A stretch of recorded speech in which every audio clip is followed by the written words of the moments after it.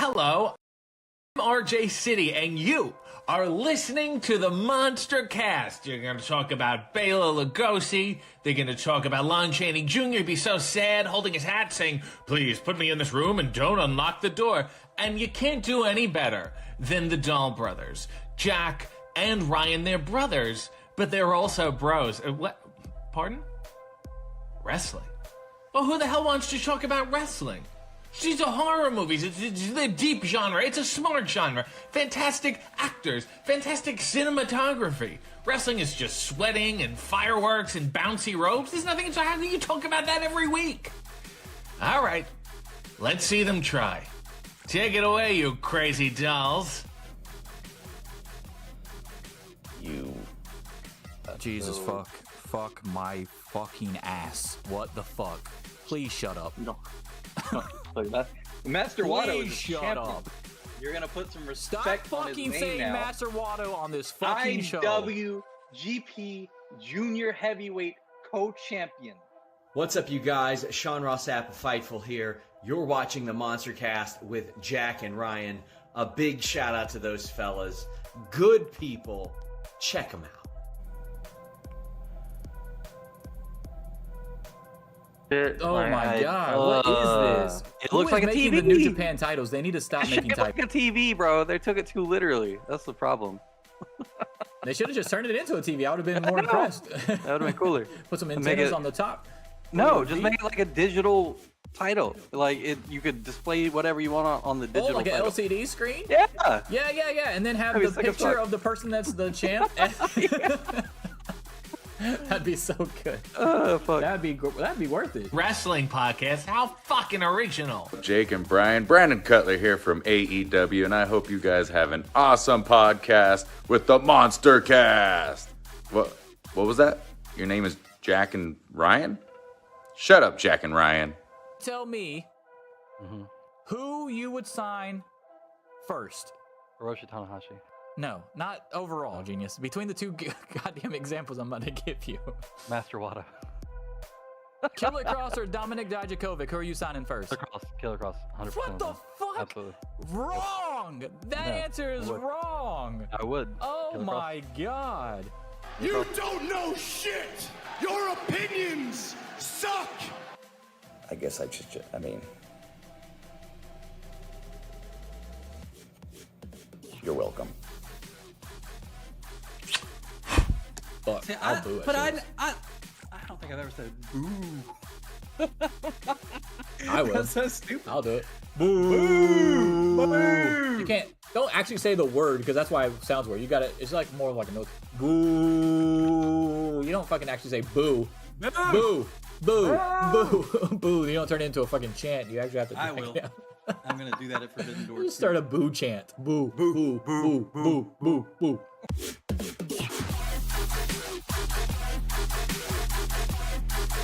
Here's your host of the MonsterCast, the Straight Edge Monster Jack and Ryan.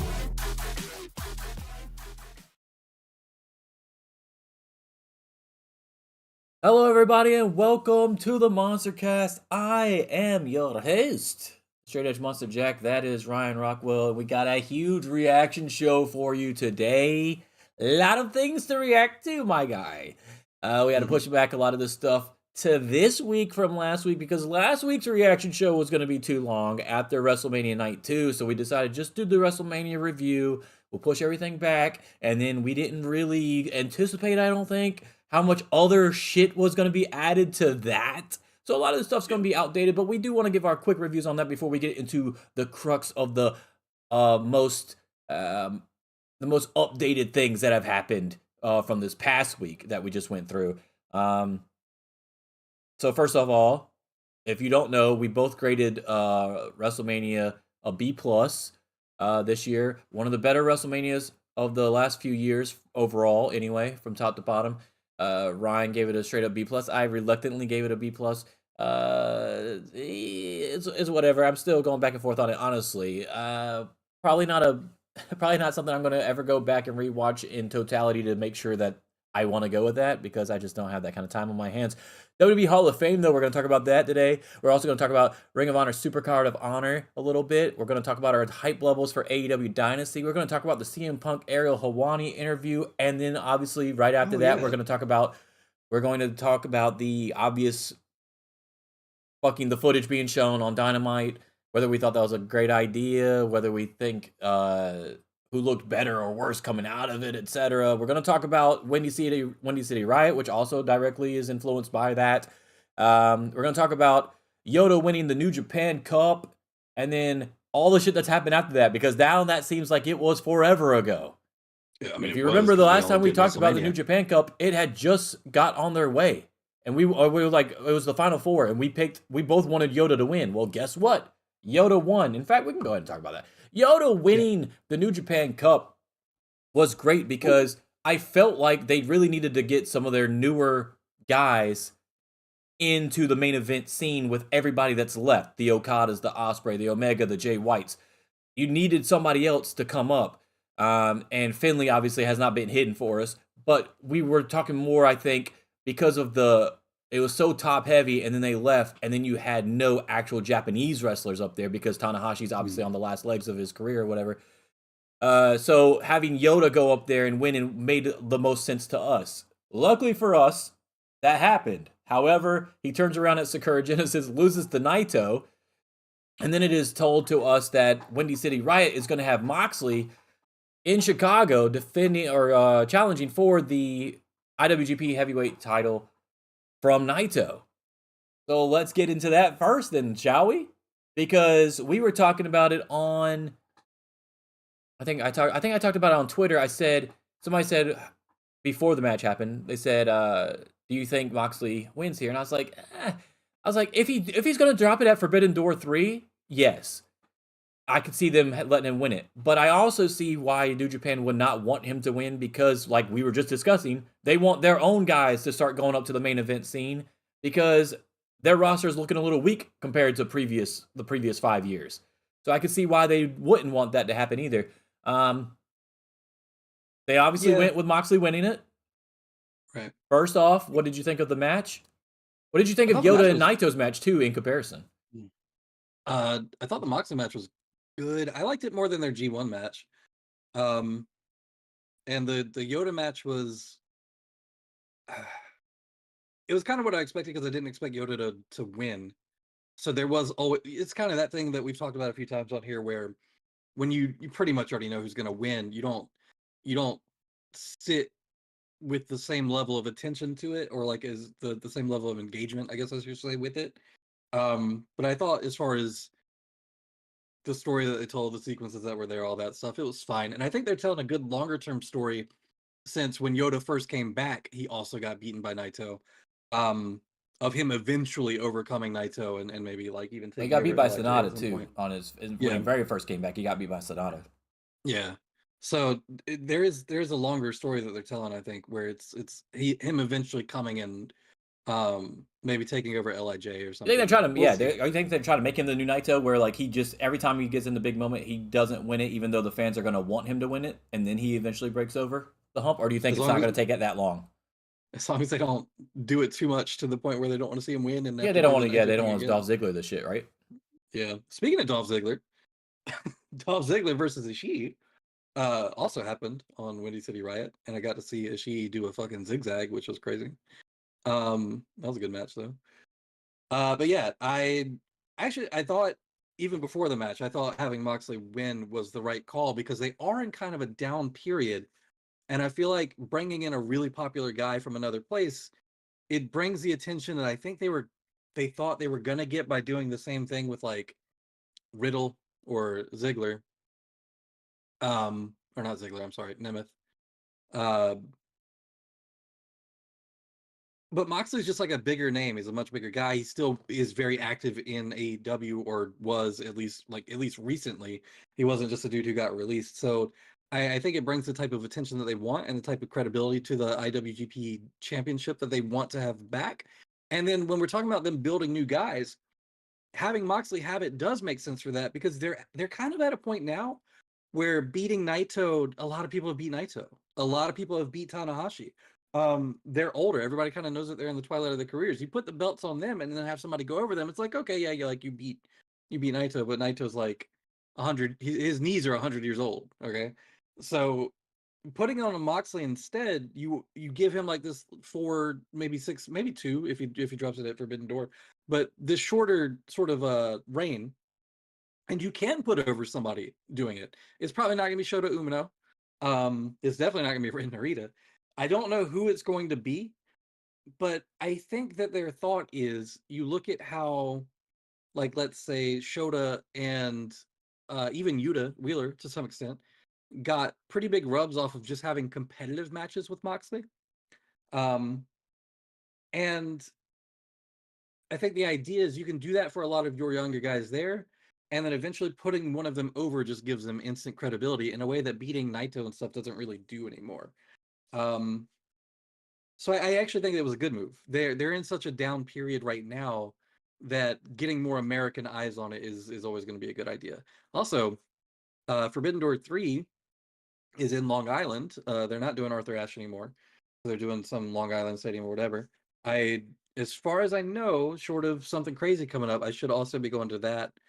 Because I'm trying to go to all of them as long as I can, because I don't get a lot of opportunities to see New Japan guys. So whenever I do, I'm like, okay, well, of course I'm going to do that. So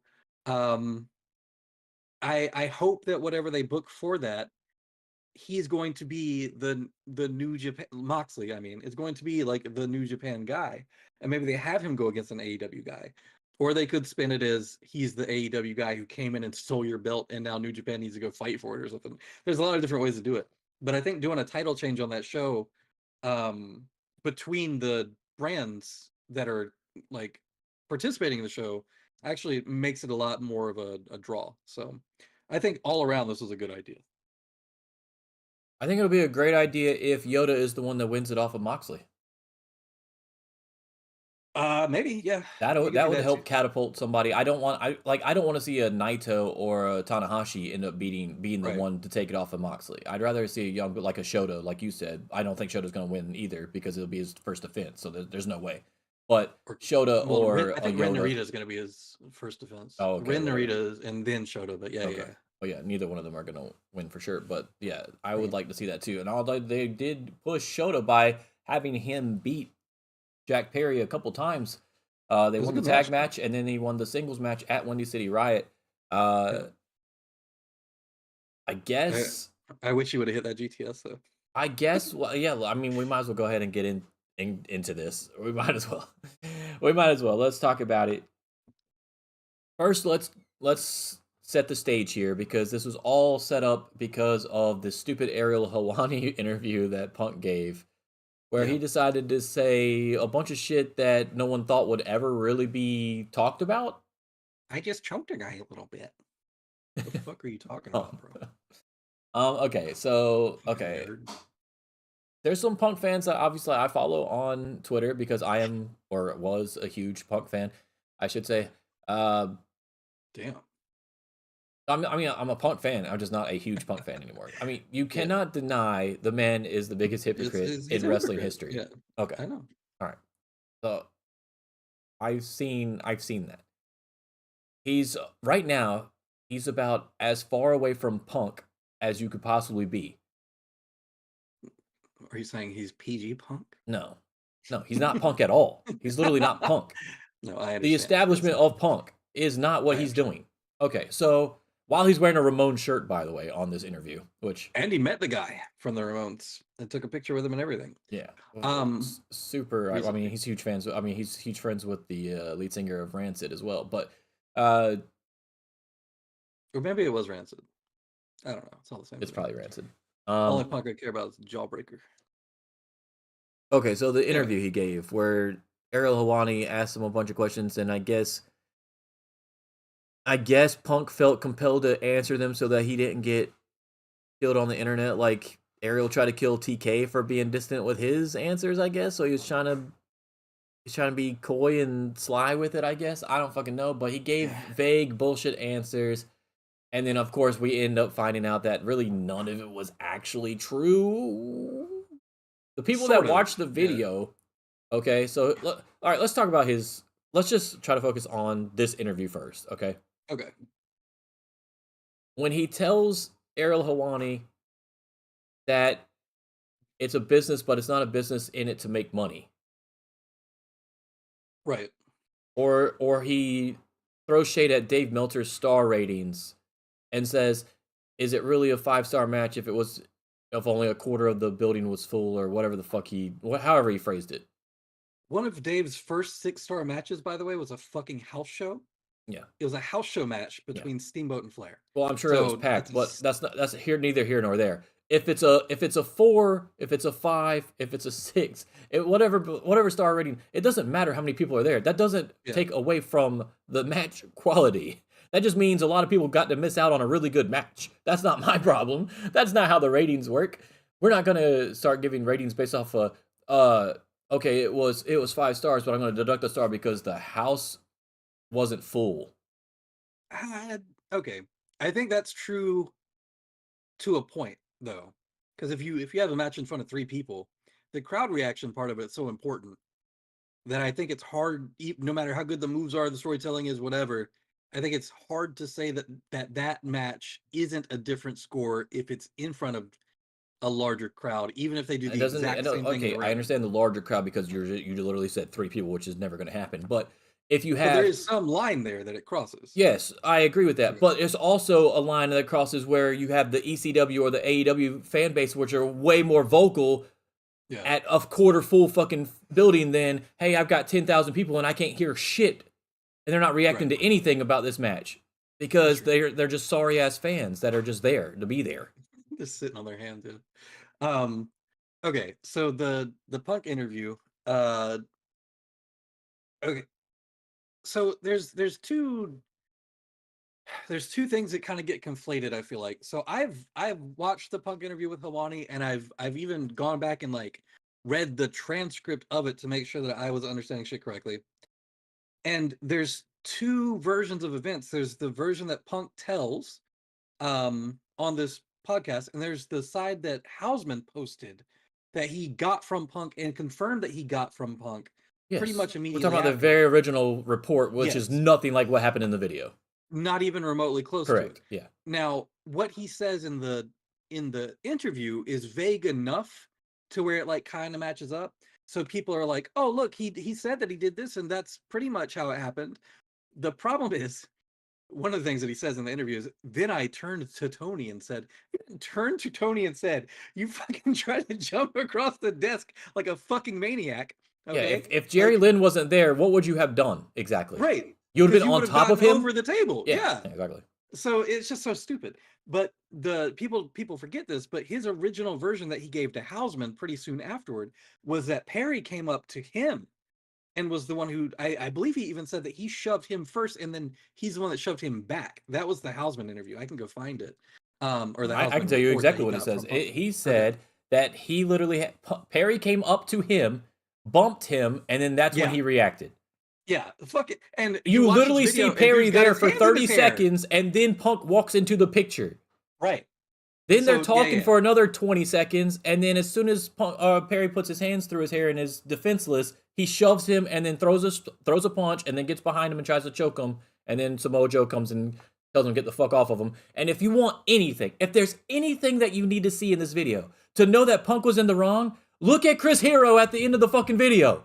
Chris Hero knows that Punk fucked up. So there's a couple things about the video too that people wanted to fucking argue with me about, trying to say that he didn't throw a punch. And I boxed for a while.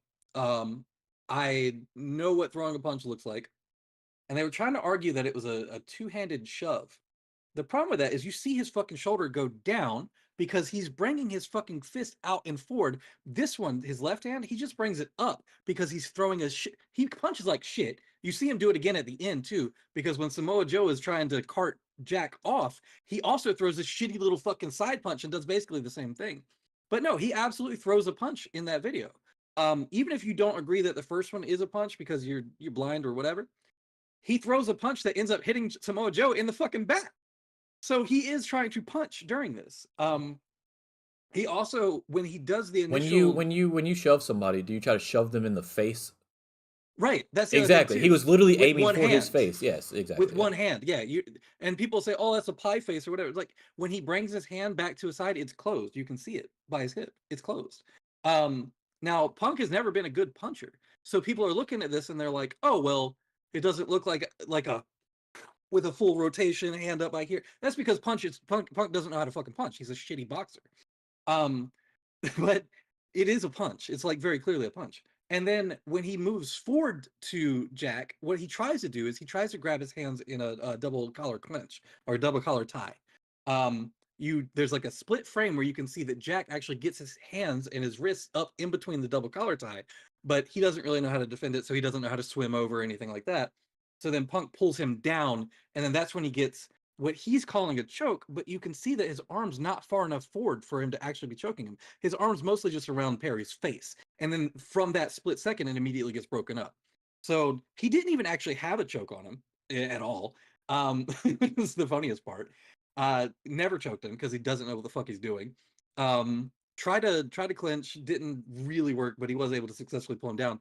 It kind of looked like Perry puts his hands on his legs to post while he's there. Which is not a good idea either. But again, Perry's not trained.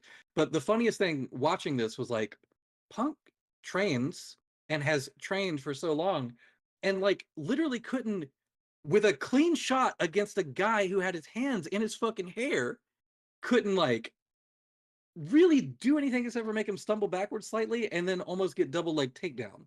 Like, it's crazy to me.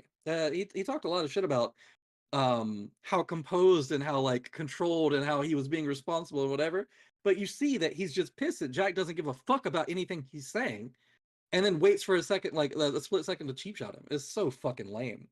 By the way, if Jack Perry responds, if they're talking and he actually does respond and no one really knows, if you look at everybody, they don't even seem like they're trying to pay attention to the thing without paying attention. They're literally just not paying attention to it. It's weird. But given the two people that it's involved, if he really did end up saying, what are you going to do about it? That's not something that warrants. Hey, I'll tell you what I'm going to do about it. I'm going to wait till you're going to put your hand in your hair, and then I'm going to fucking try to punch you in the face and sucker punch you. Like, it was clearly a sucker punch shot. When Jack first puts his hands up in his hair, you see Punk's arm twitch, like he thinks about doing it that first time. He waits for a second to see how long Jack is going to keep his hands up, and he sees that one arm comes down and then goes back up into it, and that's when he throws. He's such a fucking bitch. It was like the lamest shit I've ever seen in my life. The hardest part about watching this video, by the way, do you think it was a good idea to show the video on not even just in general, but on Dynamite? Do you like the way that the Young Bucks tied it into kayfabe? I like that they tried to. I like that it sort of makes sense. I think it's too far removed from the Bucks FTR thing to try to make that tie. Well, see, I don't think well, yeah, because they didn't bitch about it immediately the night after type deal. Right. Yeah, I get that. But in their defense, this is the first time that they'll be able to forcefully meet for the tag titles since that match, too. So it's not like they wrestled 3 times before that either. You know what I'm saying? Or like after that, I mean, before this match. I wasn't like super bought in on it, but I like that they tried to tie it to it. Whether or not showing it at all was a good idea, I have 2 thoughts on that. One, if the goal was just to get the footage out there because they wanted to kind of try to contradict this narrative that Punk was trying to paint, where he was just being like a super reasonable, calm guy and just had to handle business or whatever the fuck, you could have released that to journalists and let them tell the story or post the video or whatever without taking up time on your program. That's one of the main complaints that I think I have about it is you spent, I don't know, like 6-8 minutes between the 2 promos with the Bucks and the FTR doing this on the show. That's the FTR thing right after is what annoys me. Like, you could have done the FTR promo, I think, on Collision. Yeah. So I wasn't crazy about that. It just took too much time from like the product, but I'm fine with them doing it. I'm fine with, even if people are like, "Oh, it's kind of petty" or whatever. I'm fine with them doing it. Oh, I'm not worried about pettiness at all. You know, everybody knows on this show that I'm here for all the pettiness, everything. The Ospreay comment about Triple H All of it. I love all of it. I was an ECW fan. Of course I love all of it. That's literally what they did every fucking show, was talk shit about Eric Bischoff and fucking Vince McMahon every fucking show on the mic. People were also saying that they were worried that it might make Jack look bad, but I don't see how it makes Jack look bad to have his hands up in his hair. Okay, so listen. If If Jack's not looking for a fight and then someone sucker punches him, then it doesn't make Jack look bad because we don't know if Jack could have actually taken him or not. That jury's still out. Right. But what we do know is that Punk couldn't take out a defenseless Jack. Right. That's what we know. That was my thought on it too. I was just like, you're saying that it made him look bad, but at the end of the day, this trained MMA fighter that you guys like. By the way, take out all of that. Also, a fresh Punk versus a Jack Perry that just went through a fucking hardcore match. Yeah. I thought about that too. And you couldn't even get him on his back. You couldn't take him down. You couldn't even correctly apply a fucking choke. You had a free shot on his face that did nothing to him, like at all. It was just, I don't think it made Punk look very good at all. That's where my brain was at. The thing about it is that you can't go on the Ariel Helwani show and say, I just choked him a little bit. And then we literally have a video come out right after. Obviously, he didn't think that was going to, I don't know what he was thinking when he said it. Like, he knows that they have the video. Yeah. Okay. So when they have this whole fucking thing with Danielson and the crew, the committee or whatever the fuck, they've watched this video how many times probably before they made that decision? Okay. Yeah. Then whatever ended up happening with him and Tony afterwards, where Tony said he feared for his life, quote unquote. Then that gets taken into consideration as well. They have this information. They have this media. You talking about it, like the funny thing about it is that everybody was talking about the UK laws or whatever, that they're not allowed to release this footage. Dude, let me tell you something. As soon as Punk said anything about it, they had every right to release the footage. I mean, it's also just not how those laws work. So people in the UK are just as dumb as over here, apparently. All right, so yeah. And the other thing is that I want to talk about is the fact that so when the Bucks bring it up into the storyline, right? Mm-hmm. I actually like that because then it gives me a little bit more reason why it makes sense for you to even have it on TV to begin with. Now, if they weren't going to try to tie it into the FTR match, then no, you just put it on your YouTube or you put it on your Twitter or you give it to a journalist like you said, Sean Ross Sapp or Meltzer or whatever. The other thing about it that I hated was a lot of the Punk fans, by the way, I am one, but not the hardcore ones, the ones that are going to defend him regardless. When that video came out on Dynamite and they all went to their fucking keyboards on Twitter or their phones and they said, that's what he got fired for? No, moron! Yeah, no, he already fucking got in trouble for Brawl Out. Yeah. He got suspended for Brawl Out. They brought his ass back and then he did that. That's why he got fired. Right. If this was his first offense, then it would be looked at just like the Andrade thing was, or the exactly. Thing yes, was, he would have been whatever. gone for a couple weeks, and that would have been it, probably. Yep.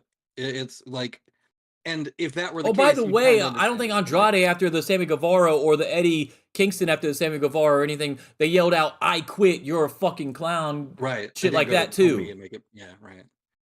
Yeah.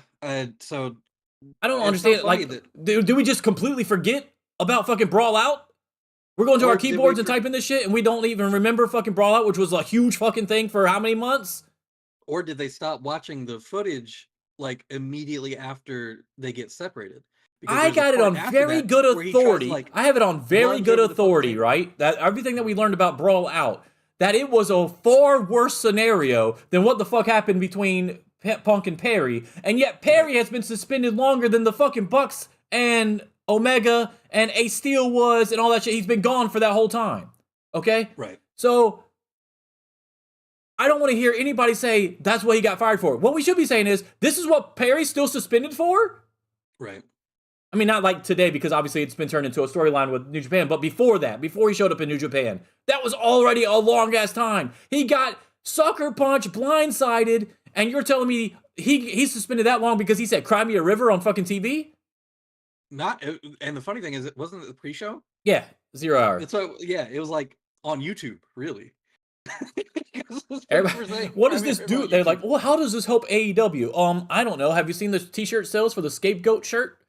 Yeah. Did you see the reaction at Windy City Riot for Perry? Did you see the people cheering for the scapegoat shirt when Matthew Jackson fucking stood up at the end of that segment, I think it's doing just fine for him. Now you can say that, oh yeah, Punk.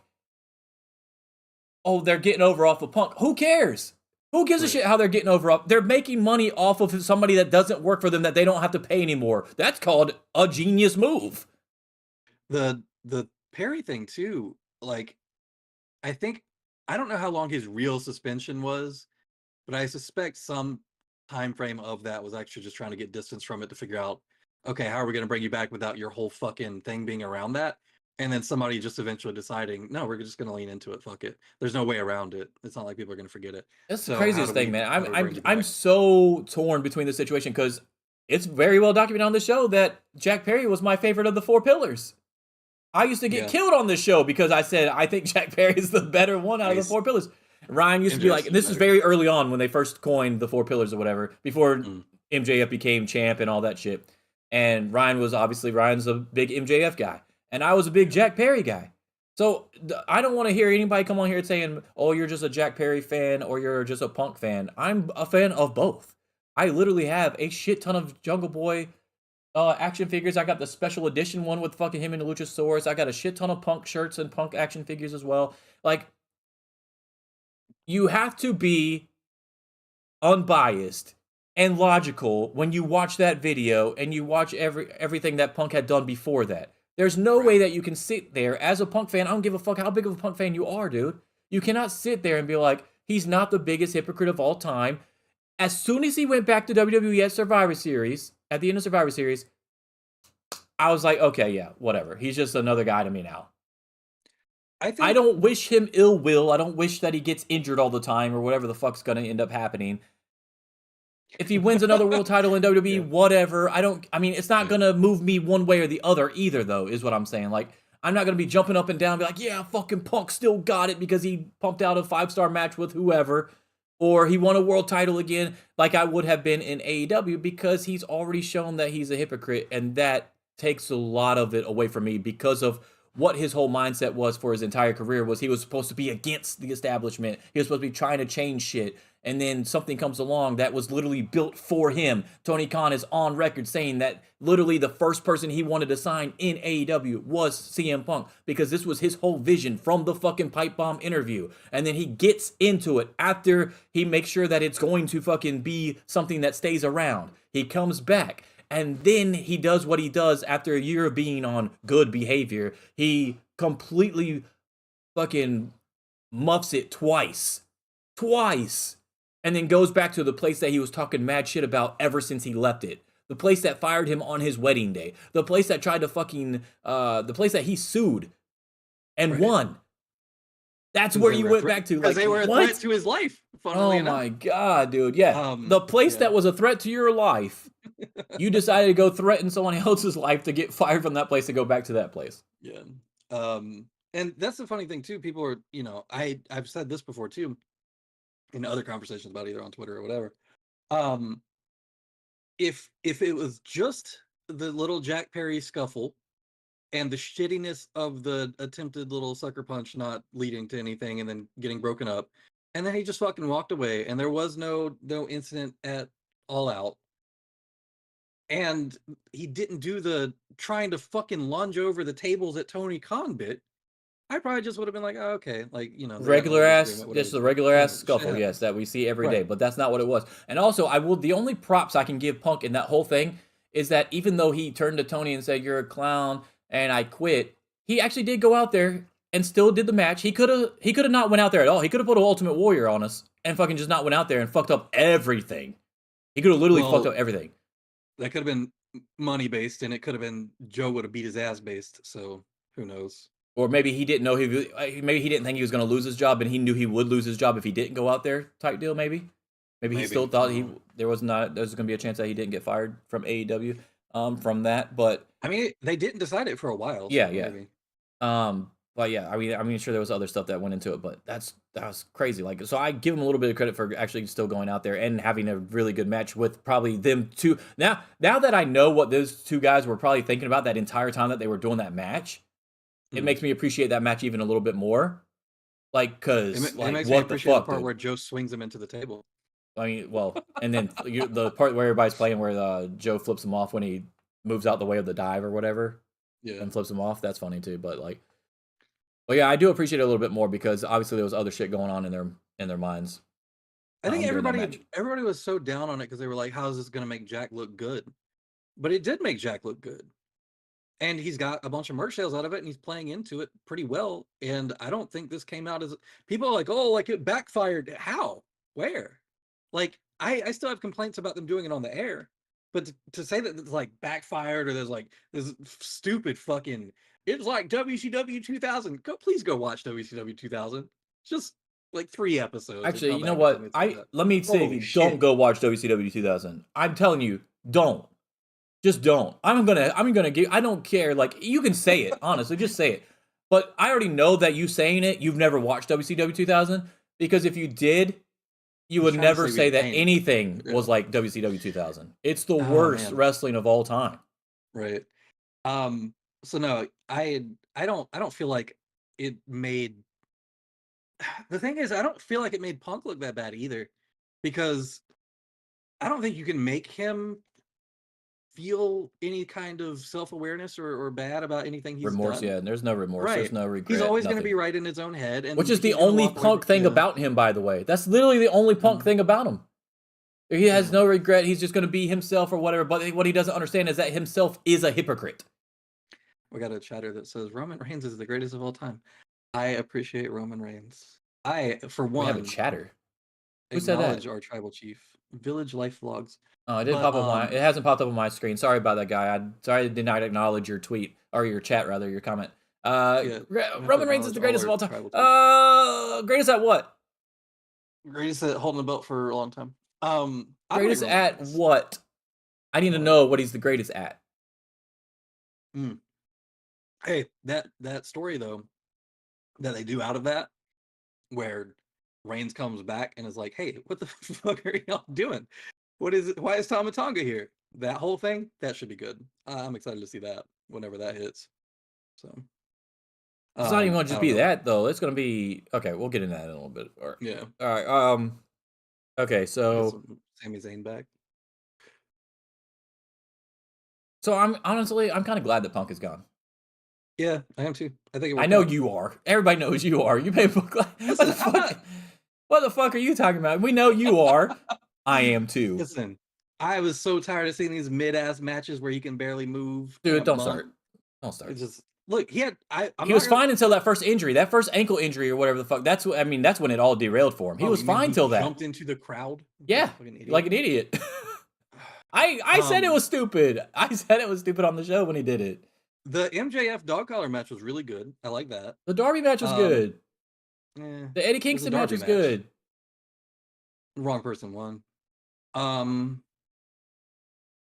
trying to think of other ones that I thought were good. I mean, the dog collar match was like undeniably good. That's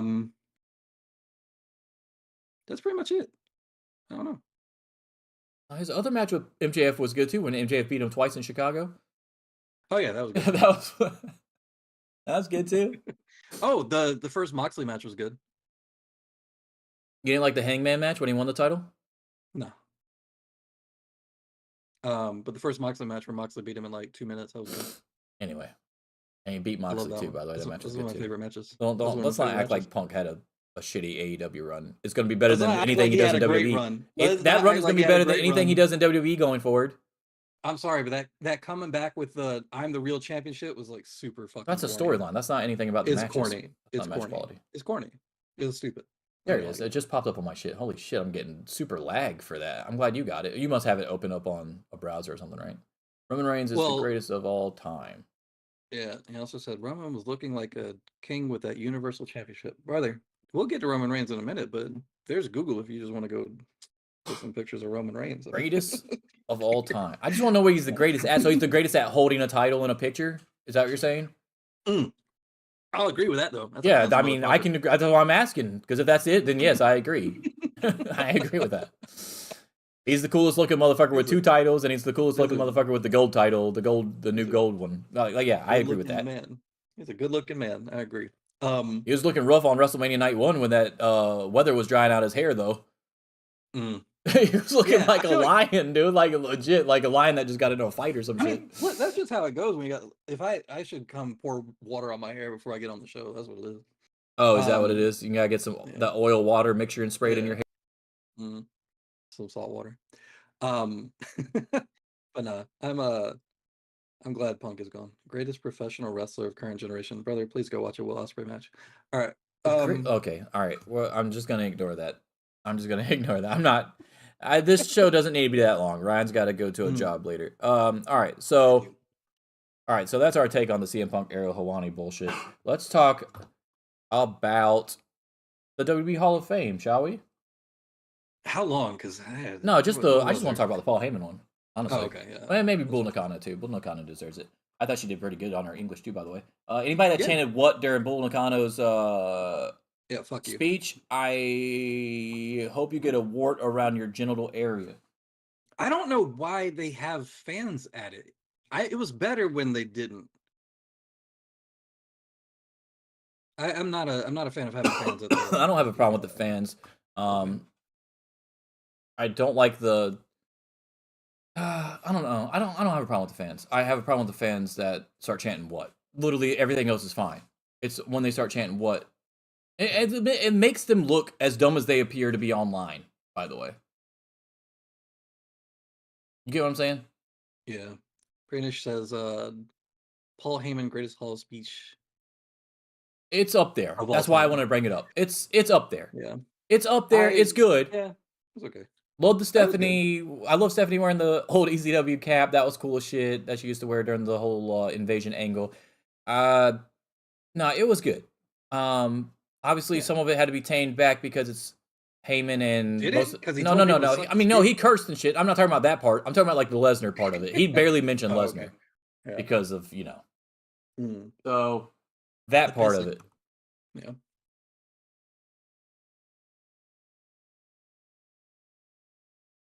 I can't think of one off the top of my head that I would say was better because he did a really good job of blending a lot of the real life stuff, a lot of the character work, a lot of the callbacks. I think that was the first. Is that the first Hall of Fame speech with props? There's got to be another one, right? Somebody else would have at some point. But yeah, I don't. I can't think of one off the top of my head that I would consider better. I think that not being able to mention Lesnar in it didn't hurt it as much as I saw people talking about, because he did mention Lesnar twice technically. And Lesnar's obviously like a big part of his history there and all that, but I think just the two little nods to it were fine. I don't think it took away from it at all. Yeah, I get that he was like a major part of his career when Lesnar debuted and all that stuff, but I just mentioning the streak thing is probably fine. That's what he's known for. All right, so my favorite Hall of Fame speeches of all time. Heyman's up there. He's definitely top 5, obviously. Mhm. I really liked the Freebirds Hall of Fame speech. Okay. Really liked Mick Foley's Hall of Fame speech. Yeah, that's a good one too, actually.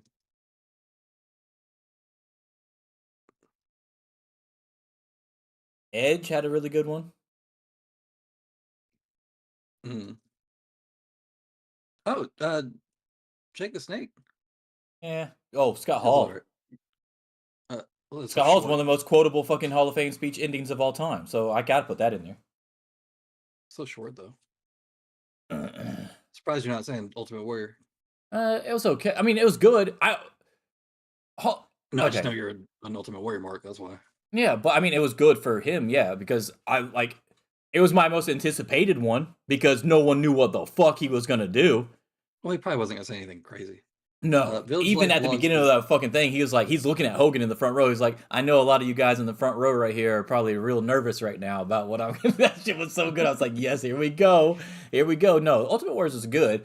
I don't know if it's top 5. I'd say top 10.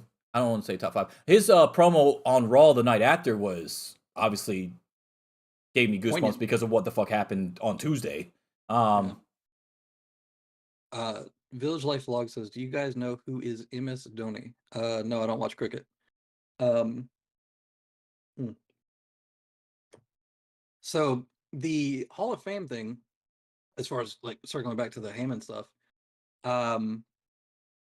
it's funny because that's a speech where I feel like having a crowd there does help it to have the reactions. I don't feel like that in a formal setting would work as well. But with Bull Nakano, I feel like the crowd made it worse. So I don't know how you balance that, aside from like vetting serious fans who aren't going to chant what? Like, what do you do there? There has That's to be a what better no. balance. You have somebody come up there like a fucking Triple H or Paul Heyman even, and come It's up like, there be and be like, hey, respectful, no nuh-uh. fucking what chance. Yeah, shut the fuck up. Like, literally just say Yeah. it. Like, hey, no. Then everybody will clap like it wasn't them, and then they'll just shut the fuck up after that because they're all fucking embarrassed because they're assholes. Yeah, Or just that's make it a what you rule. do. Say if you're caught chanting what, you're going to get fucking kicked out. Yeah, I mean, yeah, you could say it at the beginning of the show. Do not chant Yeah. what. Like, this is not the time to do that shit. Unless Austin is out here, you don't chant what. Right. Yeah, no, for sure at the Hall of Fame. Like, I understand. Like, it's still fucking annoying during regular promos on TV, but you can't really enforce that on regular TV. You know what I'm saying? It's like, but no, for Hall of Fame, yes. For Slammies, yes. All that kind of shit, yeah. I would be enforcing Slammies that were kind of kind of shit. a mess this year. A lot of technical difficulties. Did you watch them? I saw who won. I actually voted on him as well, and almost everybody that I voted on ended up winning. So I thought I did a pretty good job. I got it right. You did a I good got job. it right. Yeah. What were your confidence ratings? I mean, they would be pretty high. Honestly, it wouldn't matter because I got them mostly. I'm pretty sure I got them all right. I looked through them and I was like, I'm pretty sure I voted for all this. Very hyped right. for Drew McIntyre to win the social media star of the year. That was cool shit. What's the I guess we're good on the Paul Heyman thing, unless you got something else to say about it. No. I mean, I thought it was really good though. Well, I mean, not that we were shocked. We knew it was going to be up there. He is a talker. I love that they started out with him and didn't end with him. Got him while the crowd was still Hot. like just hot. Like, yeah, fresh. That was Yeah, cool. but you could have done that the other way too. Just had him bring him up at the end, leading into the show the next day. I don't know. All right, let's talk about Doesn't Ring of matter. Honor, SuperCard of Honor, Okay.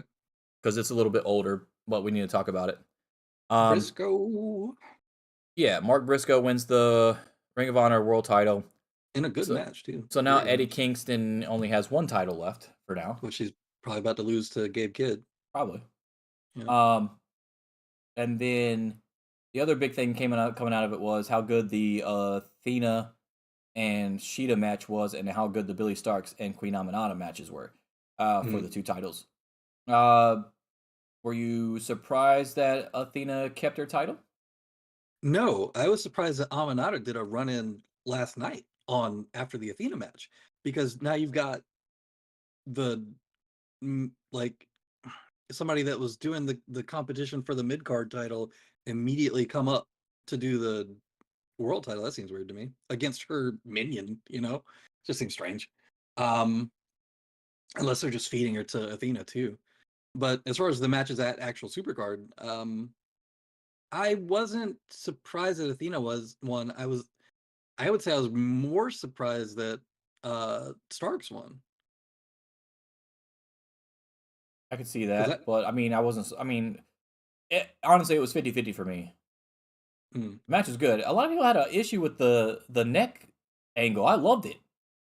Yeah, I thought it was good. I mean, it was so obviously fake. Yeah. So who was biting on that? That was like, oh, this is Somebody, so inappropriate. some You idiot scared was, me. because as soon as Doc Samson lifts her up with Yeah, a you neck don't pick up somebody injury, with a neck then I know injury, it's I know it's a work. You Also, can't she sit up sits her- somebody with a neck injury.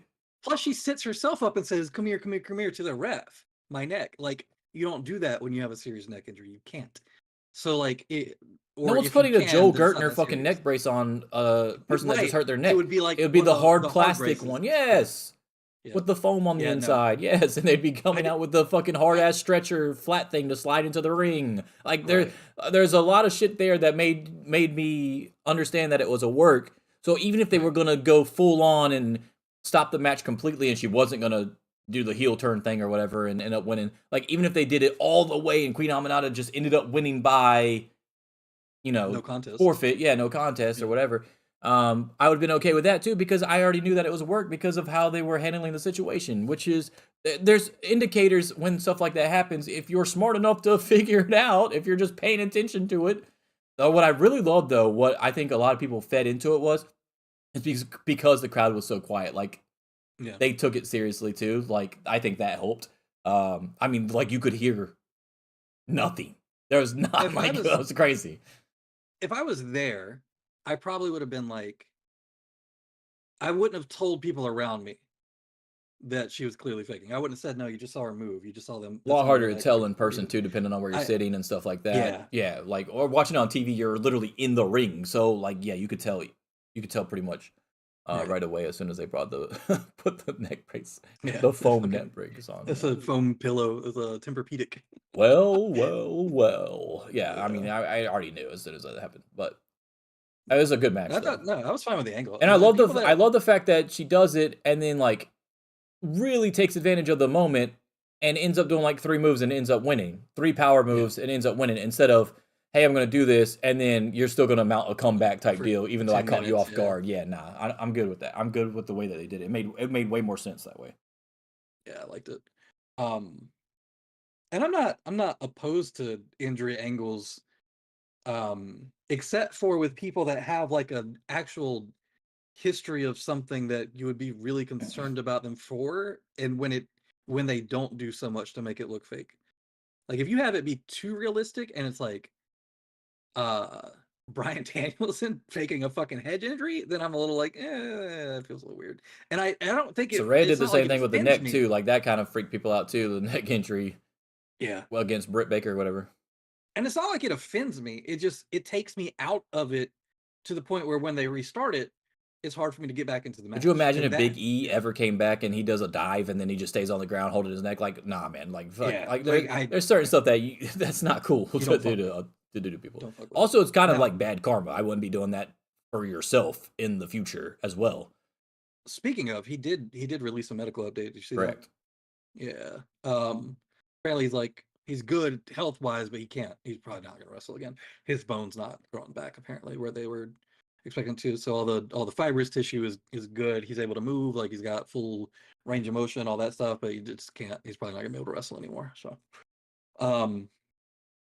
but when you compare that to, is he okay? Is he good?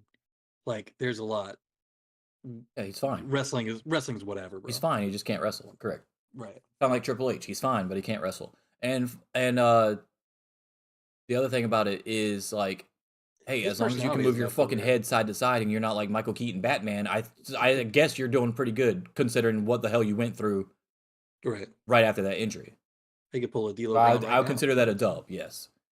All right, let's talk about the main event. You said it was a really good match. Mark Briscoe winning the world title from Ring of Honor 11 years to the day, the same time that Jay Briscoe won his first world championship. It was a good match. That Jay Driller looked fucking rough, though. Because it looked like, I don't know if he just wasn't able to get Kingston up the way that he thought he was going, but it was like a horizontal Jay Driller. It looked nasty, and it looked like Eddie smashed his head for good. And when they're talking at the end, Eddie kind of says something to him about, you smashed the back of my head or something. Well, he was laughing about it, but like I don't think that move landed right. Do you think the Leonard Skinner song is the reason why TK had to let so many people go? No, but apparently it was expensive. It's worth it though. Speaking of people that were let go, though, did you see that Jose the assistant was one of the security guys for Jack Perry? Oh, was he? Yeah, he was one of the riot suit guys. Yeah, I didn't notice, but yeah, there was a couple of them I really definitely didn't agree with on the release list. Some of them I understood. The boys came out and did a thing with text messages and everything. They seemed like they were not in the wrong. Oh, you are delusional. They're absolutely in the wrong. You think so? Yes. So what they were, in the way that the reason that they're in the wrong is because they live in Tennessee. They live by an airport. They're like 15 minutes away from one airport, and they're 3 hours away from another airport. Their travel gets booked at the one that's 3 hours away. They write they text whoever and they're like, hey, we just got information that says that we have to drive to this airport 3 hours away for our travel. We normally fly out of the one that's 15 minutes away. Like, what's the deal with that? Whatever. And they're like, oh, like, we'll look into it, whatever. They asked their question, and then they wait until the day of the fucking booking at like 7 p.m., 6 p.m., whatever, to start messaging people like, oh no, I just thought we weren't booked because nobody ever gave us new travel after we asked about it. That's not how that works. Like, if you're, this is coming from someone that works for a company that comps my travel for stuff sometimes. Like when I have to go to conferences or whatever the fuck, especially down in like Austin.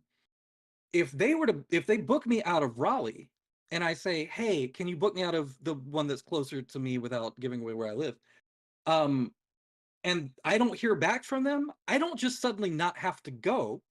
The answer is no, your travel's still arranged out of Raleigh. You're going to go to Raleigh. That's how it works. Like, if you don't hear back, that doesn't mean we don't need you anymore. You're told, here's the shit that we paid for you. If I need to get a rental car, or if I need to pay gas, or if I need to pay for airport parking that I didn't plan to, I can submit a reimbursement and get that money back for it. But that's like, no, that's how all travel comp works when you work for a company. So when they heard back, no, that was intentional, and like we want you to go drive there. For them to just completely no-show it instead of figuring it out and going to the travel that they had booked, that was again paid for them, and that if they had to rent a car or whatever, they would have gotten reimbursed for, which they know because they said something in one of the texts about, oh, like when we've rented stuff in the past, like people have gotten on us before and said that they should let the office do it or whatever.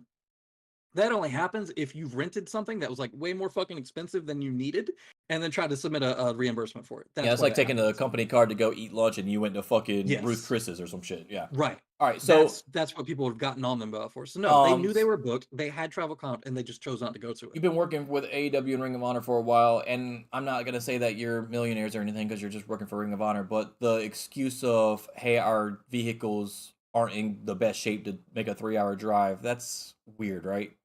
It also doesn't work because if you read the text, what they say is, oh, if it was a different weekend that week, that could have been fine. But now, because you guys picked the weekend that's like the NCAA is in town and it's March Madness and St. Patrick's Day, like, I don't know if we can blah, blah, blah. But so your car would have been fine on a different weekend, but not on this weekend? It doesn't make any fucking sense. No, they knew they were fucking up. It is nonsense. The one release I had the most issue with was Dasha, honestly. Who's the one that you were like, well, that was weird. You didn't need to release that person. Anthony Henry. But I understood it because that one makes complete sense. Right. Yeah, well, it makes complete sense now that we know that he's going to bring him back after the injury is healed. Right. He didn't get injured on an AEW show. Correct. So there's no. So like, if he did, TK probably would not have released him. Right. Dasha. I'll be honest, Dasha had been fucking some stuff up lately. And I don't know that it's her fault or whatever, but she was calling stuff wrong. She was saying stuff wrong. It happened a few times. I wouldn't say that's enough to fire her over, but I will say that she hadn't been like as on the ball lately as maybe she always had been. I still don't think that's you release somebody over that necessarily though. Honestly, Jose the assistant. JR. Yeah. True, because he fucks up all the time. But he's got a lot of name recognition that Dasha doesn't too. The other one was honestly Jose the assistant. I don't think I would have released him. I thought he brings a lot to the Rouge presentation that you could say is like overlookable or whatever. But I think that he does brings a good something job to the Rouge presentation without taking something away. Like a lot of people think that Alvarez does. Yeah, exactly. A lot of people think that he does. Yeah. Well, I don't believe that, but I don't either. I mean, I don't have a problem. When he came out with Penta the other night, I was like, oh shit, he looks like a fucking hype man for this cool ass luchador. Yeah, I mean, yeah, there are people that do have an issue with him, but I am not one of them. No. Yeah. So no, Jose the assistant for sure, and Anthony Henry. I was like, fuck, like that's weird because you still have JD Drake. Like, what do you do with him from there? Because we know now, you're just going to put him in singles in Ring of Honor until Anthony Henry come back, and then the tag team's back together. No big deal. Yeah, not a big deal. The boys, I was fine with. Here's the thing about the boys. Who's the other ones? There's like 10 or 11 of them. I can't remember the entire list. I can look. Hold on. I feel like I'm missing somebody.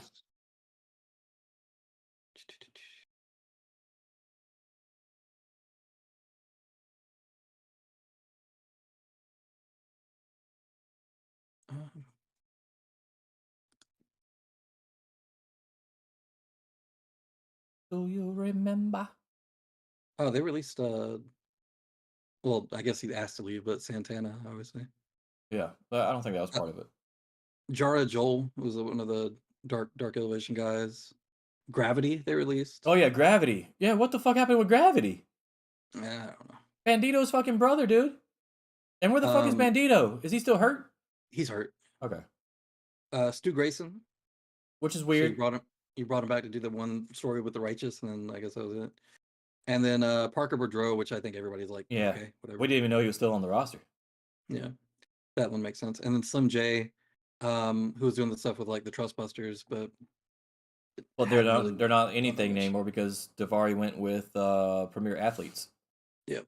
So, you know, he's a good wrestler, but it just Yeah, Gravity I don't is think- a weird one to me too. Gravity was doing good in those matches. Like there was no botches and stuff that I can remember that'd be like what the fuck No, is it's going fine. on with Gravity? It had to be a behind the scenes thing with Gravity or something. Like or maybe he just wanted to be released so he could take bookings without having to ask about him or something. Who knows? I don't know. Either. That's weird. Because the way that they worded on the release, the press release was like it opens up opportunities for them to go do stuff if we're not using them. Was basically how they made it sound. So they can start using them on like a pay-per-appearance deal instead, like TNA used to do back in the day. Maybe, but with Gravity specifically, I imagine like Instead of maybe he wants to breaking go work some contracts. Mexico shows or something without asking, or maybe he wants to go work AAA and then he can't because of the CMLL deal or whatever the fuck. Oh, you know? yeah, Like, that's there's a true. lot of different reasons. So, That's true. um, I mean, yeah, but Gravity and Dasha were the big ones for me that stood out. yeah. How do you feel about them not securing Matt Hardy? Yeah, they're still talking about it, and he's still promoting the shows and stuff. So either they're still talking, and that period just ended. That doesn't mean they're gonna still talk. I don't really care. I literally said, "Hey, why don't we just give that money back to Dasha and get her back?" You could literally go sign Gravity and Dasha with the money that you were probably going to pay Matt Hardy to do nothing anyway, and at least they would be contributing to the shows. So What do you do with Matt Hardy though? He's clearly not moving as good as he was. He's not going to wrestle the way that he was. His character work is so at this point weird and fragmented, and I don't think you can really do anything to like tie all his stuff back together in a way that makes sense. If you don't have him with Jeff, nobody really gets that into his stables or anything. Like what if do you I'm use him TK, for? you want to know what I do? I wait till we give the trios titles to. Well, I guess you could take them off the Acclaim. Yes, technically. Yeah, to give to the fucking Bullet Club Gold, baby. I really don't want those titles to be unified, so no. But I would sign Matt Hardy and I would sign Lita and I'd have Team Extreme be the trios champions, and then Rebby Hardy's just gonna have to get the fuck over it on her TikTok account. That's Also, what I would wasn't she talking like they were about to get divorced? Yeah, like 2 months and then ago, now they're good magically again? all she's clearly on drugs or something. I don't know. No, she never seemed like Zydrate. super. Too much whatever. Zydrate. I won't say all that, but I will say that she has not seemed particularly all stable all the time. Okay, yeah, I'm not. If Matt Hardy leaves or goes, it's not. I don't feel like it affects the product that much, so it is what it is. Yeah, I mean they could always use him in a backstage role too, but I don't know if he's interested in doing that. So there's that whole question too. Who knows? If he was never on the screen again, I'm not sweating over it. You know. Yeah, well, let's stay with AEW. And my final thing that I have to talk about here is AEW Dynasty hype levels. Yeah. They got a lot of matches announced. It's what, in a week? Well, they got 8 matches, I think. They actually don't have as many matches as they do Not yet. sometimes. They're gonna have another one though. No, they need to leave this card like it is and give all these. They're literally gonna have another one, dude. We just had a thing that hasn't been announced yet. The fucking oh my god. No, they gotta stop doing that. Shut up. I'm trying to think. What the hell was the match there? I just watched I just caught up on AEW. And there's clearly going to be another match. Hold on. I'm trying to think of what the hell it is. I mean the O'Reilly no, that's been official already. Yeah, I'm not talking about that. Yeah. There's something else that Hook versus Jericho probably is going to happen. I don't need a Jericho match on this fucking I don't card, either, bro. but I'm just telling you that's probably going to end up happening. He's got to take some time away or something. I don't know why you would have another Hook versus Jericho match or a Hook and Jericho tag team match on the show, because we've already seen that the past few weeks. To do the turn, that's why. It's 100% to do the turn.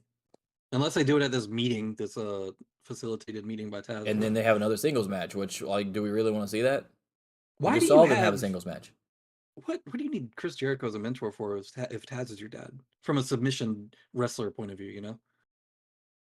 Hell if I know. Just because Jericho's was more accomplished in the business, I guess. I don't know. I guess, but also, I mean, this man just went out and choked out Shane It Taylor. only doesn't make any sense because Maybe. Taz is there every week too. Yeah, If Taz was at the house and wasn't on AEW TV, it would make a little bit more sense. Right. Yeah. We I'm know gonna he's look after we know your he's still kid. in the Motherfucker, business. I'm here. What are you talking about? I'm just backstage. Go find me in catering, bro. Yeah, that's a little weird. I'm not sure how I feel about that. And I don't. It's not like I'm not a Jericho hater. Like, I see his value. I don't need another stable. I don't need another fucking weird program with a younger guy. It's just, I don't know what to do with him at this point. I just feel like he needs to take some time off, let the audience miss him, and then he can come back and do something, you know? All right, well, let's talk 'Cause about the they're hype levels definitely then. All right, fatigued so on let's him go right over the matches. You got, obviously, Danielson and Ospreay was the first match that was announced. 10. Oh, you're probably Bullet Club Gold and Acclaimed are probably fighting on this show too, by the way. That hasn't been officially announced. Yeah. I mean, it's time. It's time for Tony Khan to pay for his fucking crimes of that Billy Gunn match. Jesus Christ. You got the ladder match between the Young Bucks and FTR for the finals of the tag titles tournament. How do you feel about that being a ladder match? I don't care. I don't care. You know, I love chaos. I don't give a shit. Does Love it? I've seen this take, and I don't necessarily agree with it, but I do wonder if you think the same thing. Do you feel like it's a ladder match because neither team wants to take the pin? That's not the worst scenario right there. Or the worst conspiracy. Yeah. I don't feel like that's true. Do you think there's a real like Shawn Michaels versus Bret Hart thing going on between these two teams? No, I think there's Okay. more like a Miz Bryan Danielson thing going on between those two teams. Like, they're not gonna fucking get in a brawl or anything. They just have different ways of looking at the business, and it makes them feel however they feel. But they can get along politely, socially, Yeah, whatever. one works for one and one works for the other. Yeah. I will say Danielson's record against Miz is a lot better than Miz's record against Danielson. Which is crazy because he's a rookie. Yeah. Okay, so you got that match. Maybe NXT. You got Swerve versus Samoa Joe, obviously for the world title. You've Yeah, got that'll be good. you've got You think it's time to do that change? yes. 100% it's time. I need it to happen now because then Swerve can have it long enough to lose it to Ospreay at All In. What's fucked up is, like, I want Swerve to win, but I don't want Joe to not be champion. And I don't. What do you do with that? You know, maybe he digs up Punk's old belt from the fucking storage room. Go find knows? one of the old TNT titles that had the different color strap and be like, I'm still the Mm. king of TV. And the television champion. King of television. Speaking of Needs to go beat the shit out TNT of title, ZFJ. TNT title, Edge is gonna be. I mean, Edge. Adam Copeland is gonna be in the trios match with Mark Briscoe and Eddie Kingston against the House of Black, which I thought was that's probably the weirdest match on here. I mean, storyline wise, it tracks with what they've been doing. I think you have Edge lose that match, and then it lead to a TNT title match with Malachi or whatever. Yeah. It's gonna be weird because House of Black is gonna beat 3 singles champions. Right, but then that sets up matches. No, for I each get of them that. for No, singles I titles. agree. Yeah, no. It's something they that's need. why I think it makes It's something they sense. need for sure. Julia Hart versus Willow. I think Willow wins. Yeah, it's probably about time for that. But I also don't want to see Willow turn around and lose it to Mercedes because Mercedes says I got next. So I'm cool either way. I just would prefer Julia to keep it because Julia's had it longer, and then I don't want Willow to turn it around and just lose. Mercedes not losing her debut match in AEW, which is going to be for the TBS Championship. So She should, though. She should. based off of TK's track record, yes, she should, but it's Mercedes. It's not the same level. So Mercedes is going to win. And I needed to What be would against Triple H Julia. do? I'd rather be against Julia, although I really want Willow to win a fucking title in AEW. So I'm very torn. But when we do the predictions, I'm probably going to pick Julia because it makes more sense storyline-wise to me, personally. I think it makes more sense storyline-wise to have... Dude, you cannot have Willow finally win and then turn around and lose that shit. You Can't. can if you do it by Mercedes doing heel shit. Or if you have her win, not exactly by heel shit. I mean, just how like long a is little Double or bit Nothing? underhanded. Double or Nothing is May, right? So it's literally the next month. You can't have Willow turn around and drop it. You can't. Unless you're going to have a Moxley situation where you're trying to literally fucking match Orange Cassidy's fucking thing, so you have him wrestle every week against random people to get defenses up so it doesn't look as bad. Yeah, maybe. The TBS Championship's been isolated for a while, though. It's time to start moving it around. Okay, what else is on there?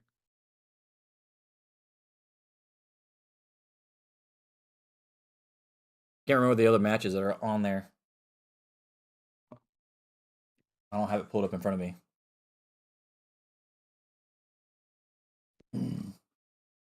O'Reilly and Roderick Strong, obviously, for the international title. Yeah, that'll be good. What do you do with that? Oh yeah, O'Reilly's Thunder not Rosa winning. and No, Tony Storm. O'Reilly's not winning. No. Thunder Rosa, Tony Storm. Oh yeah, that's a great question. I'm hoping Tony Storm keeps it. I see a lot of people that want Tony Storm to drop it, like, oh, her time's come. No, it hasn't. No, it hasn't. And It it's not Thunder Rosa's hasn't. time either. How many times do people have to be wrong about Tony Storm? You can't say her time has come when she's timeless. First of all, Well, Secondly, that's true too. Thun- The Thunder other Rosa thing hasn't is really- that I've said it a million times on this show, and I've been right every fucking time.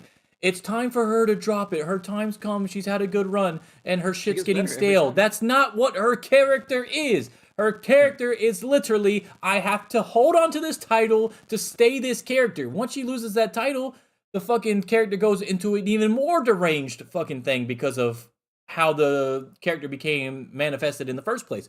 It's literally based off of fucking Joan Crawford, bro. I don't understand how people don't understand this. And You know who would understand this? the is only RJ person City. that's going to dethrone Tony Storm is Jamie fucking Hayter. That's the only way that this makes sense. Also, I don't think Thunder Rosa's done enough since she's gotten back to be like, oh yeah, I should be world champion again. She cut a pretty good promo. Yeah, for this last losing one, her- yeah. yeah, Her yeah. first one ever. Her first good promo ever. Yeah. No, agree. No, it is. I'd have to think about it. No, you But don't. It is. No, it's the you only- don't. No, you don't. Okay. If you I'm can't just think not of gonna another say good promo, then this was her best promo. But that's what I'm saying. Just because I didn't say it wasn't her best one, I just said it's probably not her only good one. Yeah, well, I disagree. Unless you can't count backstage Miro ones. Live promo, it's her best. It's easily her best promo ever. And then Pac and Okada, we forgot. for Oh, the I didn't Continental. forget it. I was waiting for you to fangirl over it. The Pac Okada, the Pac Okada match and the Osprey Danielson match are literally the reasons why I thought you'd be going to St. Louis next week. I just fucking hate St. Louis. I thought about it. I'm still thinking about it, kind of a little bit, but it's pretty short notice now. Yeah, this is a good makeup for that one pay per view that they had to pull from there because of COVID, I believe. Remember they Yeah. had to change. I feel like And he literally said, I will eventually make it up to St. Louis. I feel like this is the makeup show because this pay per view is insane. the problem with this match, and the reason I'm not as hyped for you as you might think, is that Pac's Because not Okada's win. going to win. Yeah, Pac's not winning.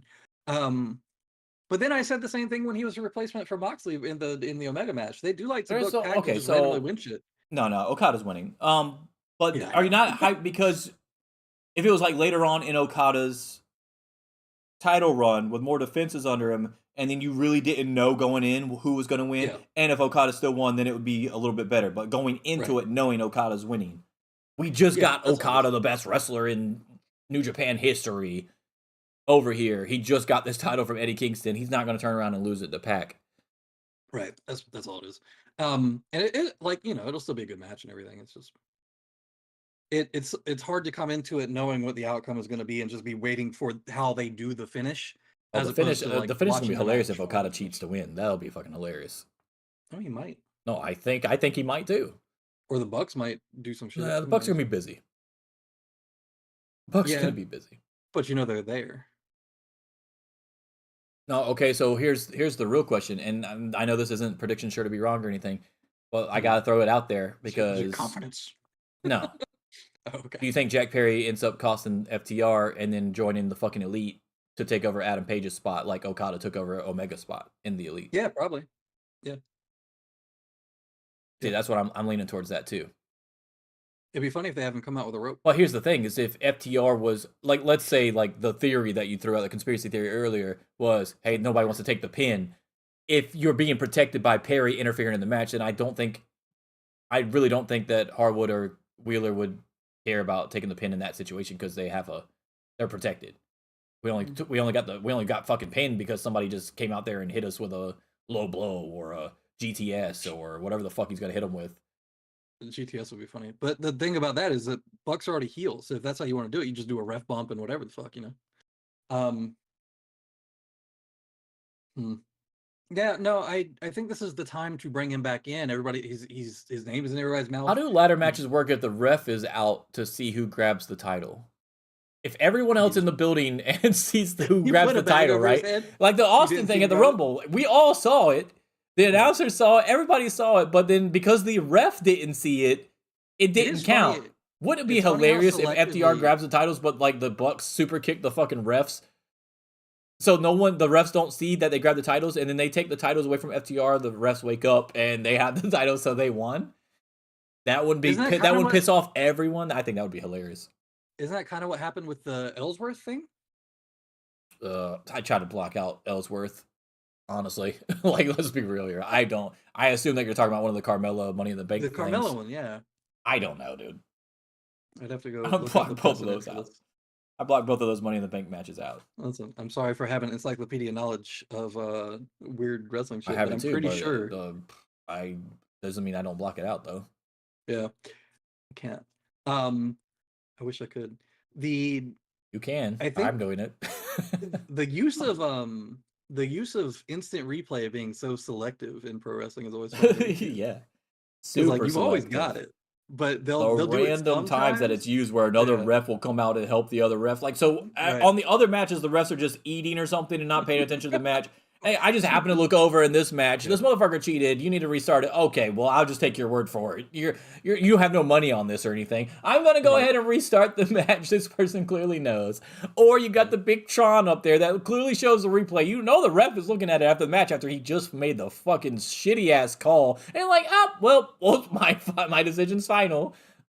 How do we determine when we can use the instant replay and restart a match and when we can't? Like that's for all wrestling, by the way. When somebody gets a pin with their feet on the ropes, and you see the guy after the match who lost being like, his feet were on the ropes, and they're just like, Well, you know the funniest shit is when the ref, like back in the WCW and WWE, they used to do this too.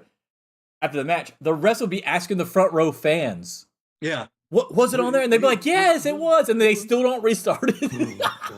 Like, now, fuck all you fans in the front row. I just got all of you. Fucking terrible, dude. The other thing where, like, somebody will interfere, but they're distracted. And, like, the fans are screaming at turn around.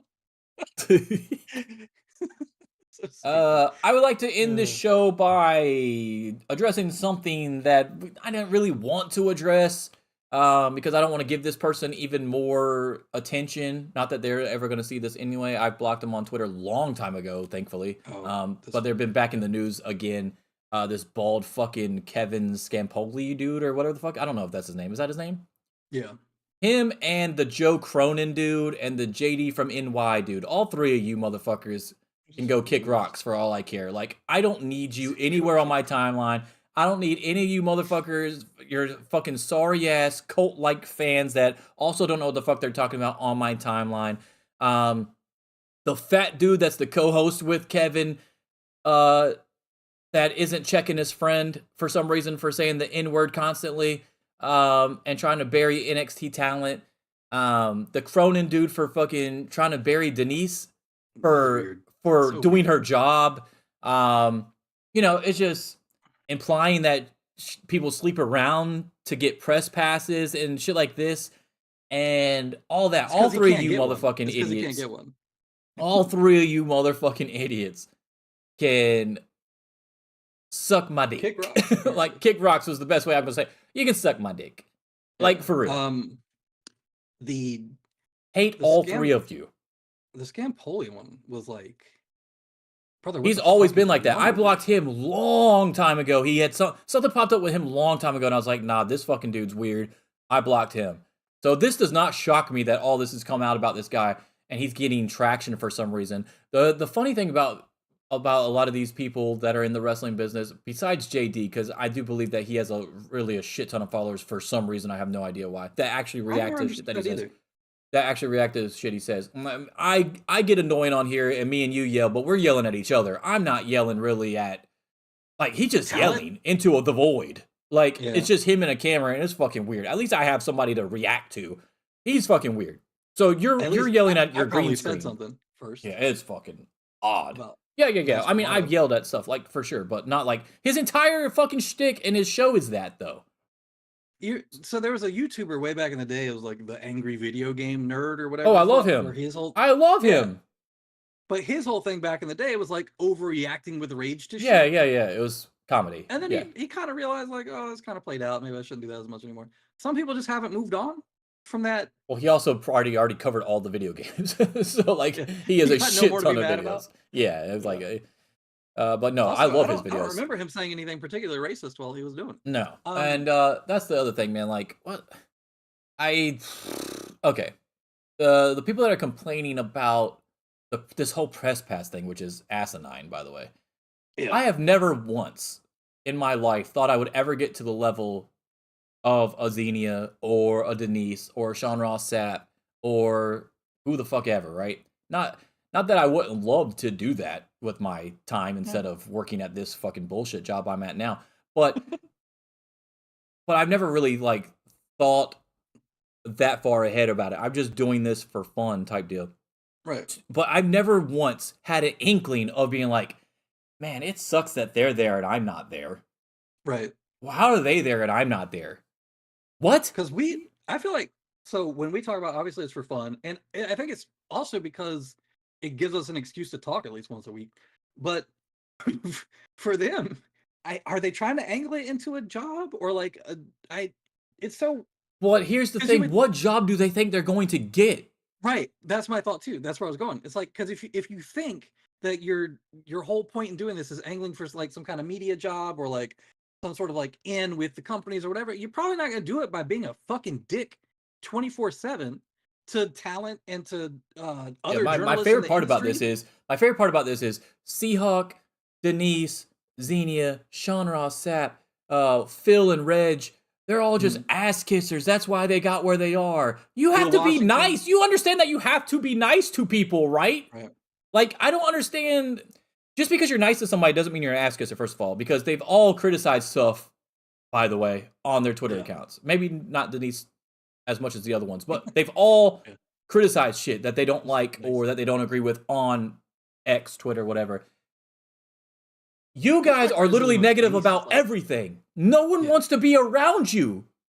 You're not building anything that anybody wants to be a part of, which is why you're not where they are.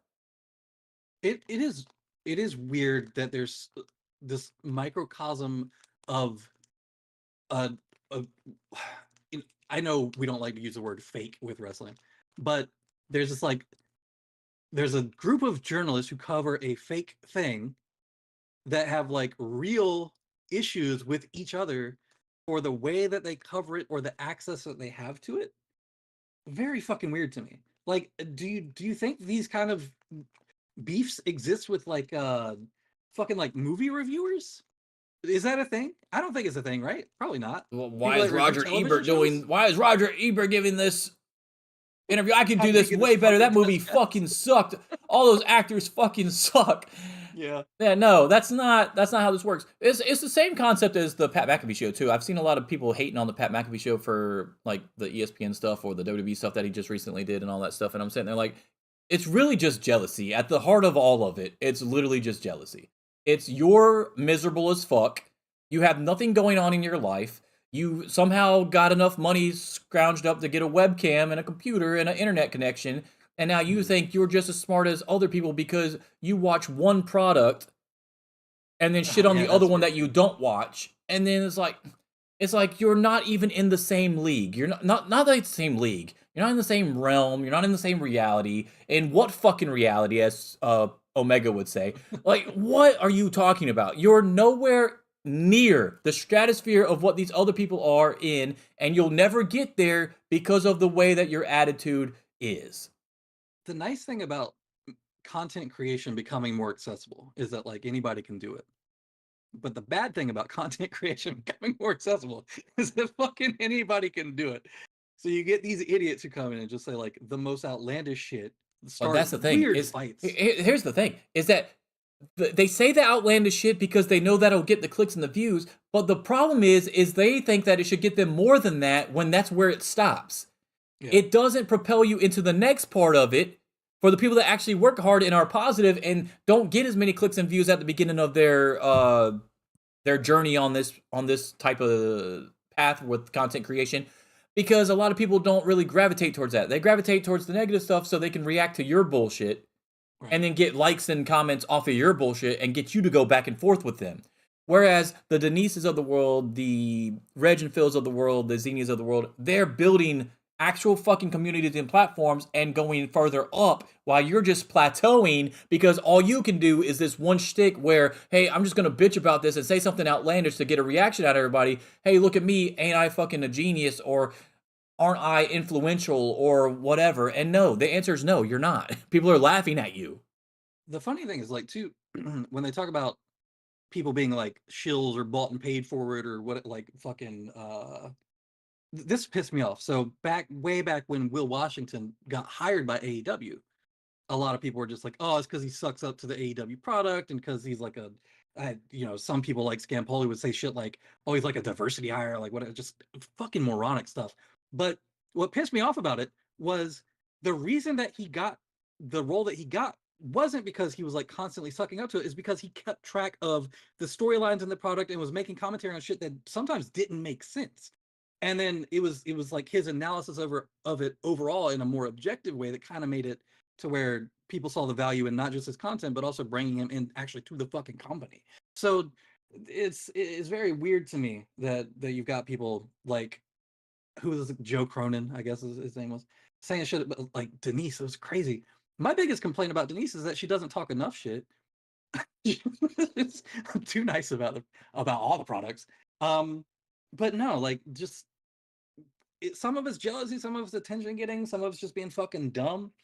I don't know what their end goal is though, because when you look at the impressions that they get or the clicks they get from it or anything like that, it's not like they're making fucking bank on it themselves. Well, see, here's the thing. I'll disagree with you. That's kind of what Cronin was saying. Besides the whore comments, what he was getting to with the Denise thing, I think, was she is too nice. She doesn't ever have a quote-unquote hot take, but most of these hot takes, like the Kevin Scampolis and the JD from New York, are shit takes. They don't make any sense. They're just garbage takes. They're wrong.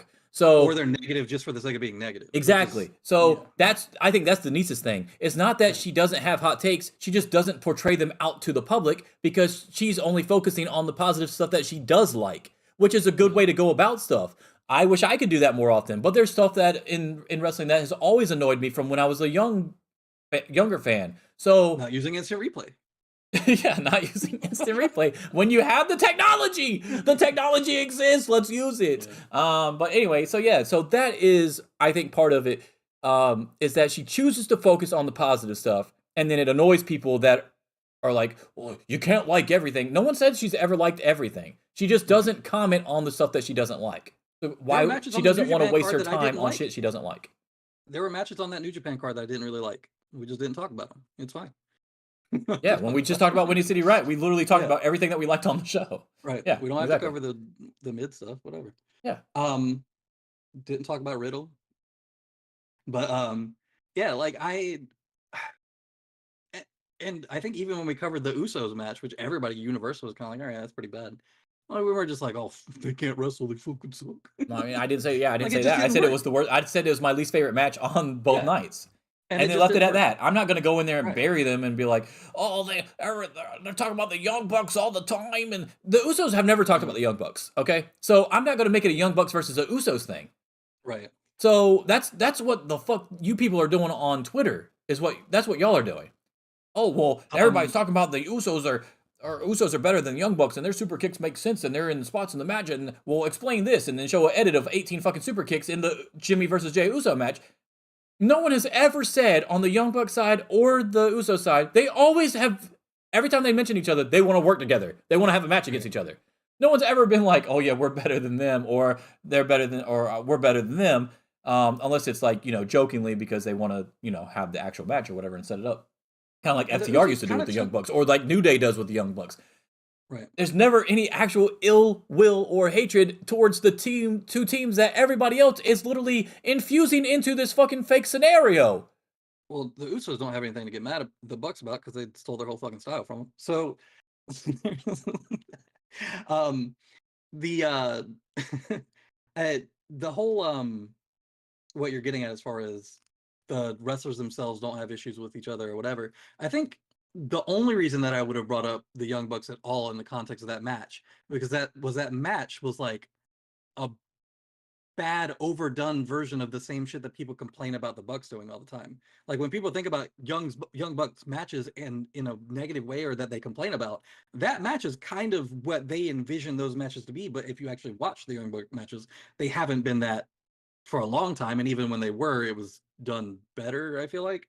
So a lot of the only reason I would bring up them in that context isn't to say Young Bucks are better, it would be to bring up the hypocrisy of the people who bitch about the Young Bucks. So I would just like everybody to know, because I didn't want to bring it up, but we just did. you know what's weird? Why does that Scampoli dude have a bare knuckle fighting championship belt with him all the time? He doesn't do that. I don't know. Is it for his ex-wife that he's got a domestic violence battery charge against? That he won that belt for? Maybe he bought himself. Maybe he bought himself the title Yeah. after he beat the shit After out of he her. won?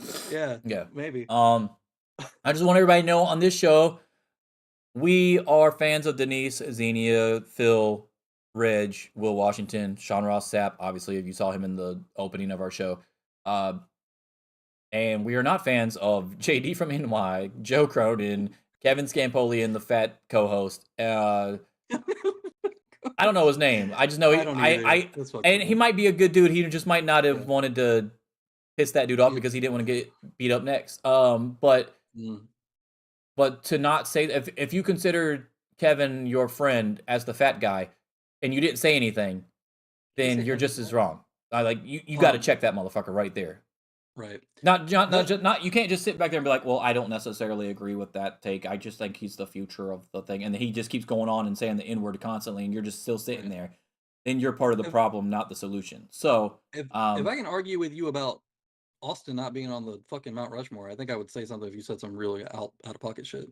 You ever notice I grew up where saying gay and the R word were like common things, and it took me a long time to stop saying that kind of shit. You know what I'm saying? I try not. I don't do it on air, but I'll still do it. I try. I mean, we grew up with that being part of our regular slang. Okay. Right.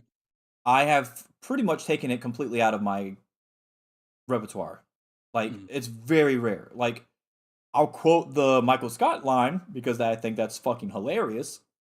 But other than that, I don't say any of that shit. I don't like. It's weird to me that certain people, like a Jim Cornette, for instance, can't change with the times, and neither can these people. And by the way, there was never a time where it was okay to do what Kevin Scampoli did. I'm just going to throw that out there right now. Well, no, there was. It was like the late 1700s, early 1800s. Before Abe Lincoln abolished it. Yeah, sure. Right. Okay. But yeah, like that's. I just want to be very well known on this show that we do not condone any of those three morons, and that we fucking firmly stand behind all the other ones that I've mentioned a few times already. The Grapsity podcast, the Fightful people, the Xenia did that, Kate from Fightful, all those people. Like, it's asinine to me that those people. Oh, and the other thing is that a lot of those people, I don't know if they buy followers or whatever the fuck they do, but if you look at how many people they follow and then look at their engagement, it's not good. It's only good when somebody bigger retweets them and then they get a bunch of people shit. Yeah, on, yeah, which for that one kind of was for that one tweet, and then it goes back down. Yeah. right. Have you ever noticed how many people try to talk shit about Sean Ross Sapp's ability to fight? Like they're just constantly saying that they would fight him. Oh, that was another guy, the Bill Batty guy or whatever the fuck. No. The Scampoli and somebody else. No, I know that, but I'm throwing that guy in there too that I also don't like. Yeah. Because it's funny. other I don't know if they know this, but Sean Ross Sapp, out of everybody you could try to make that complaint about, he trained in catch wrestling. He medaled at OGC. Like he's not just some fucking dude in the sense that you are most likely some fucking dude when you're saying that shit. It's very weird to me that that's the person you would pick to be like, oh think we yeah, should have, I bet he wouldn't do shit in person. He probably would, and he'd probably beat the piss out of you. I think we should have a Survivor Series match. It's me, you, Sean Ross Sapp, and I think I want to pick Xenia because she's fucking tall as shit. She could be like our heater. And then we go against Kevin Scampoli and JD from NY and Joe Cronin and Fat Host or maybe Bill Batty. I don't know if Fat Host can make it. Yeah. We'll do a 4-on-4 elimination style Survivor Series match and we'll see who wins. Right. It'll be like DX, CM Punk, and the Hardys because we're all going to be standing at the end of it. It's going to be like there's going to be all survivors from our side, I feel like. It's so funny to me. It's like of everybody, and like you want to say that people do it in Alvarez too, which is crazy because he's a fucking black belt under God, who is he a black belt under? I don't remember, but he's a fucking black belt in Brazilian Jiu-Jitsu. Like of all the people that you would try to talk shit about, for some reason they always go to Sean Ross Sapp and Alvarez and talk about them fighting them IRL. Both of them would fucking choke you until you pissed yourself. What do you mean? I mean, the great thing about Kevin Scampoli though is he'll never go to conventions or shows or anything because he knows he's going to get his ass fucking beat as soon as somebody recognizes who he is. Yeah. Right. Moose, I think, said he would slap the shit out. That's not somebody I want to piss off. Oh shit! Jesus, you're slapping him with that fucking hand. If you wasn't bald already, all your hair would have flew off. All right, so that's gonna do it for the show. I just wanted to throw that out there because obviously that was getting a lot of traction this week. We will be back next week. We'll find out who. Well, maybe we'll find out who attacked Mercedes. We'll. It was Moose. You saw how she was laid out. We'll find out. We'll find out who attacked Mercedes, and I just want to say, Mercedes, thank you for that great acting. I enjoyed it. I'm just gonna say I enjoyed it. I think it was Statlander. I enjoyed it. That's all. They did a backstage shot with the Statlander interview or whatever, and they were standing in front of Mercedes' locker room. So I think they're hinting at Statlander, but we'll see. I mean, I feel like it might be too. It's time. You know what'll also be cool is if they do have it where Mercedes ends up losing to Willow, if it's because it's Statlander that interferes in the match, and then they start getting the dissension between Willow and Statlander type deal, and then Statlander ends up turning on her after that. That would make sense with Mercedes not winning the title right out the gate type deal, if that makes sense. Or they do it where Statlander tries to interfere for Willow, Willow tells her no, and that gets her like rolled up or loses the match somehow that way or whatever, you know. Then Stat turns, yeah. How the fuck are you gonna do the gory special on Willow? I don't think she's gonna. Dude, I don't think Willow's gonna beat Julia, so it doesn't matter. I don't think that makes any sense to drop it right after. They'd have to really like put that storyline into fast forward if they do that. That's what I'm saying. Mm. And then if you do that, right? If you fast forward it like that, then the time between Double or Nothing and then whatever the fuck the next one is, you're gonna be sitting there. Door. Is it? Yeah, because they might not even be wrestling at Forbidden Door then, if that's the case. Yeah, true. All right, we'll see. Yeah, we'll see. We'll be back next week here on the MonsterCast. I'm the Straight Edge Monster Jack. That's Ryan Rockwell, and it's been real. See you next week, deuces.